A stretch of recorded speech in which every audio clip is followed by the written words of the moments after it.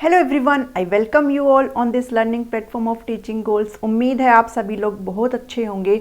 आज की इस वीडियो में इंटेलिजेंस की आखिरी एक थ्योरी बची हुई है, उसको हम डिस्कस करेंगे। उसके बाद इंटेलिजेंस की सारी थ्योरीज मैं आपको कवर करवा चुकी हूँ, ठीक है। इससे पहले जितनी भी 4-5 थ्योरीज थी वो मैं आपको कवर करवा चुकी हूँ। आपने नहीं देखी है तो आप प्लेलिस्ट में जाकर के उनको ज़रूर देख लें, क्योंकि इंटेलिजेंस से 2 से 3 क्वेश्चंस आपको टीचिंग एग्जाम्स में ज़रूर देखने को मिलते हैं, ठीक है। आज की थ्योरी में हम बात करेंगे ट्रायर्किक, ठीक है, ट्रायर्किक थ्योरी ऑफ इंटेलिजेंस, यानी कि बुद्धि का त्रितंत्र सिद्धांत आज हम लोग देखेंगे, ठीक है। अब ये त्रितंत्र सिद्धांत किसने दिया था? ये दिया था स्टर्नबर्ग ने, ठीक है। इनका पूरा नाम है रॉबर्ट जे स्टर्नबर्ग, ठीक है। और ये कहाँ के थे? ये एक अमेरिकन साइकोलॉजिस्ट थे, अमेरिकी मनोविज्ञानी थे। अच्छा, अब इस थ्योरी का ना एक और नाम है जो पूछा जाता है एग्जाम में, क्वेश्चन आया हुआ है कि थ्योरी ऑफ सक्सेसफुल इंटेलिजेंस इसको बोला जाता है, ठीक है। थ्योरी ऑफ सक्सेसफुल इंटेलिजेंस, ठीक है। टू द पॉइंट सारी चीजें मैंने आपको लिखी है, नोट्स बनाते हुए चलना, ठीक है। इससे बाहर आपको नई क्वेश्चन देखने को मिलेगा, ठीक है। उससे पहले अगर आप चैनल पर नए हैं तो आप इस चैनल को जरूर सब्सक्राइब कर ले, ठीक है। अपने दोस्तों के साथ जरूर इसको शेयर करें, क्योंकि ये आपके लिए बहुत काफी इंपॉर्टेंट आपके लिए होने वाला है, ठीक है। चलिए, अगर थ्योरी की बात करो तो इन्होंने ना रॉबर्ट जे स्टर्नबर्ग ने एक बुक भी दी थी जिसका नाम था बियॉन्ड आईक्यू, ठीक है। ये इनकी बुक थी जो इन्होंने दी थी। कई बार बुक से भी क्वेश्चन आ जाते हैं कि ये जो बुक है ये किसने दी थी, ठीक है। तो मैं आपको बुक्स भी साथ साथ जो है कवर करा रही हूँ। अब इन्होंने क्या कहा था? इन्होंने कहा था कि जो बुद्धि होती है वो 3 प्रकार की होती है। कितने तरह की होती है? बुद्धि 3 तरह की होती है। कौन कौन सी होती है? सबसे पहले इन्होंने बताया था एनालिटिकल, जिसको हम विश्लेषणात्मक बुद्धि बोलते हैं। सेकंड है क्रिएटिव, जिसको हम सृजनात्मक बुद्धि भी बोलते हैं। और थर्ड वन इज प्रैक्टिकल, जिसको हम व्यवहारिक बुद्धि भी बोलते हैं, ठीक है। अब इनके जो है कुछ सब नेम्स है, ठीक है। सब थ्योरी आप कह लीजिए, कुछ जो है सब नेम है। और एनालिटिक को क्या बोला जाता है? कंपोनेंशियल बोला जाता है। यहाँ से क्वेश्चन बनते हैं स्पेशली सी-टेट में, ठीक है। और एच-टेट में एक जो है क्वेश्चन बनते हैं कि एनालिटिकल को दूसरे नाम से क्या बोला जाता है, तो आपको ये बताना है कि क्या है? घटकीय बुद्धि है, ठीक है। कंपोनेंशियल ये इंटेलिजेंस है। उसके बाद क्रिएटिव मतलब एक्सपीरियंसल। अब देखो, इसको हम कई बार क्या पढ़ते हैं? एक्सपेरिमेंटल हम पढ़ते हैं, जबकि और आपको ऑप्शन में भी देखने को मिल सकता है एक्सपेरिमेंटल, लेकिन गलती से उसको टिक मत करके आना, ये एक्सपेरिमेंटल नहीं है, ध्यान से पढ़िए, ये एक्सपीरियंसल है, ठीक है। अनुभवात्मक बुद्धि है ये। और थर्ड वन है आपकी प्रैक्टिकल, इसका सब नेम क्या है? कंटेक्सचुअल, यानी कि संदर्भात्मक, ठीक है। तो हम जो है बारी बारी से ये तीनों टाइप्स देखेंगे। सबसे पहला अगर मैं देखूं तो देखिए एनालिटिकल नाम से अगर आप देखेंगे तो विश्लेषणात्मक। अब किस चीज का विश्लेषण करना? बच्चे के सामने कोई भी समस्या आती है तो बच्चा क्या करता है? उस समस्या को पार्ट्स में तोड़ करके देखता है, ठीक है। ब्रेक करता है चीजों को। Solving a problem by breaking into parts, ठीक है। यानी कि कोई भी समस्या अगर बच्चे के सामने है तो उसका समाधान करने के लिए बच्चा क्या करता है? उसको अंशों में या फिर पार्ट्स में उसको डिवाइड करता है। उसके बाद उस समस्या को समझने की कोशिश करता है और फिर वो जो है उसका हल निकालने की कोशिश करता है। तो अगर आपसे एग्जाम में पूछा जाए कि क्वेश्चंस को पार्ट्स में जब हम तोड़ते हैं तो वो किस बुद्धि के अंतर्गत आता है, तो वो आता है आपका एनालिटिकल या फिर कंपोनेंशियल, ठीक है। ये आपको अच्छे से याद रखना है। अब यहाँ पे जो आपकी एकेडमिक प्रॉब्लम्स है ना, ये यहाँ पे आती है, ठीक है। उसके बाद क्या होता है? इसमें बच्चा क्या कर पाता है? इसमें बच्चा ना एब्स्ट्रैक्ट थिंकिंग कर पाता है, ठीक है।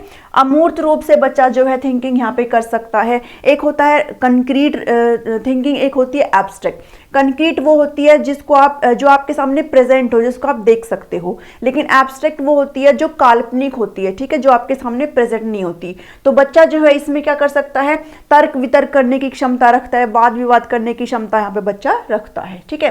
सेकंड वन है आपकी क्रिएटिव, सृजनात्मकता। इसको हम एक्सपीरियंशियल यानी कि अनुभवात्मक बुद्धि भी बोलते हैं। अब इसमें क्या होता है? देखो, क्रिएटिव मतलब क्या होता है? क्रिएटिव मतलब नए नए आइडियाज का उत्पन्न होना, है ना। चीजों को जो है एक ही तरीके से नहीं लेकर के चलना, चीजों को बहुत सारे तरीके से इसमें बच्चा लेकर के चलता है। इसमें बच्चे की कैसे थिंकिंग होती है? इसमें बच्चे की डाइवर्जेंट थिंकिंग होती है, ठीक है। अब ये क्या होता है? देखिए, एक होती है कन्वर्जेंट थिंकिंग, एक होती है डाइवर्जेंट थिंकिंग। कन्वर्जेंट थिंकिंग मतलब किसी भी समस्या का कोई एक ही सॉल्यूशन कंसिडर करके चलना, लेकिन डाइवर्जेंट थिंकिंग का मतलब होता है एक समस्या के डिफरेंट सॉल्यूशन हो सकते हैं, ठीक है। इसको ऐसे समझिए कि जैसे मान लो ये कन्वर्जेंट है, ठीक है। कन्वर्जेंट का मतलब ये कोई समस्या है, ठीक है, इसका सिर्फ एक ही है, ठीक है, कन्वर्ज हो रही है सारी चीजें यहाँ पे, कन्वर्ज हो रही है, ठीक है, यानी कि एक ही यहाँ पे सॉल्यूशन है बस, और कोई सॉल्यूशन नहीं है। लेकिन अगर डाइवर्जेंट की बात करूं तो यानी कि ये अगर प्रॉब्लम है तो इसके बहुत सारे सॉल्यूशन यहाँ पे हो सकते हैं। बच्चा जो है किसी भी तरह से अपनी बुद्धि का इस्तेमाल करके अनेक जो है मेथड यहाँ पे डिस्कवर कर सकता है, तो वो होता है डाइवर्जेंट थिंकिंग, ठीक है। अब जो इसमें क्या होता है, इसमें ये जो एबिलिटी, ये जो बुद्धि जिस इंसान के अंदर होती है, जिस भी पर्टिकुलर इंडिविजुअल के अंदर होती है, उसमें एबिलिटी होती है to successfully deal with new and unusual situation by using existing knowledge. यानी कि जो प्रायर नॉलेज है बच्चे के पास, जो नॉलेज उसके पास ऑलरेडी है, उसका इस्तेमाल करके वो नई और अनफैमिलियर, ठीक है, जो सिचुएशन उसके लिए फैमिलियर नहीं है, उसके साथ वो कैसे डील करता है अपनी खुद की नॉलेज के बेस पे जो उसके पास है, ठीक है। समय व स्थिति के अनुसार वातावरण में अनुकूलन करना, यानी कि इसमें बच्चा जो है कैसे भी उसके सामने समय हो, कैसा भी उसके सामने सिचुएशन हो, खुद को जो है अडेप्ट करना यहाँ पे बच्चा जानता है, ठीक है। प्रॉब्लम का जो सॉल्यूशन है वो इनोवेटिव तरीके से यहाँ पे बच्चा करता है, ठीक है। नए आइडियाज जो है बच्चा यहाँ पे क्रिएट करता है।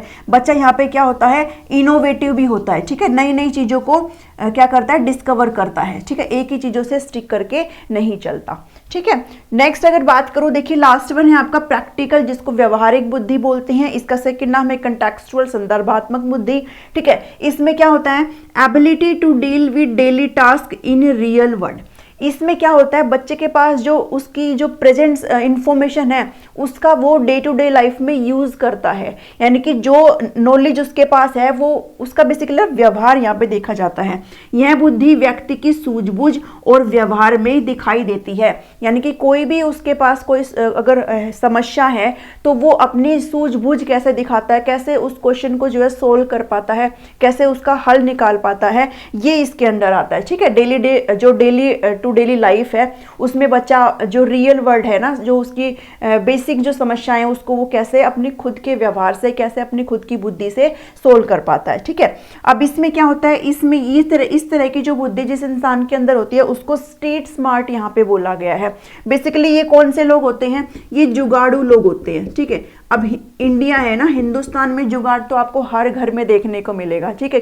कैसे भी कैसे करके हम जो है अपनी समस्याओं का समाधान निकालने की कोशिश जो है कर ही लेते हैं, चाहे कैसे भी करें ना। जुगाड़ बहुत सारे होते हैं, तो जो जुगाड़ू लोग होते हैं ना, उनके पास किस तरह की बुद्धि होती है, उनके पास प्रैक्टिकल, ठीक है, व्यवहारिक बुद्धि होती है। एक होता है बुक स्मार्ट, एक होता है स्ट्रीट स्मार्ट। बुक स्मार्ट का मतलब क्या होता है, बुक स्मार्ट वो होता है कि भाई कोई भी जो चीज़ है, यानी कि बुक से ही पढ़ करके चलना है ना, कि कोई भी अगर क्वेश्चन है उसका सोल्यूशन कहाँ पे मिलेगा, बुक से या फिर किसी एक पर्टिकुलर थिंग से ही मिलेगा।